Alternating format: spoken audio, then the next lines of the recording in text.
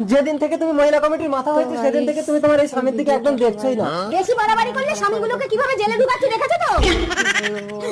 ললিতা বৌদি, দিদি আমি মহিলা কমিটিতে বিচার দেবো, আমার স্বামী আমাকে মেরেছে।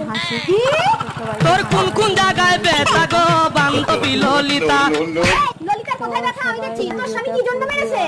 বাচ্চা আমার স্বামীর মতো দেখতে হয়নি বলে আমাকে মেরেছে। স্বামী ঘরে আছে, ডাক্তার। এই বালের সব তুই তোর বউকে মেরেছিস কেন?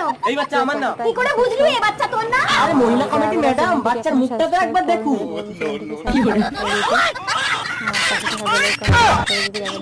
কি করে? আসলে মনে হয় স্নান করে উঠে আমি আপনার স্বামীর মুখ দেখেছিলাম। কারো মুখ দেখলে বাচ্চা কখনো হবু তার মতো দেখতে হয়? তা তুমি বাড়িতে থাকো না কেন? এই একে কি দিয়ে মারবো রে? একে মনে হয় এক এক দাঁড়াও, আইন নিজের হাতে তুলে নিও না। আমি পুলিশকে ফোন করেছি, পুলিশ এক্ষুনি আসছে। এ কুত্তা চল। পরের হাড়িতে মুখ মারিস।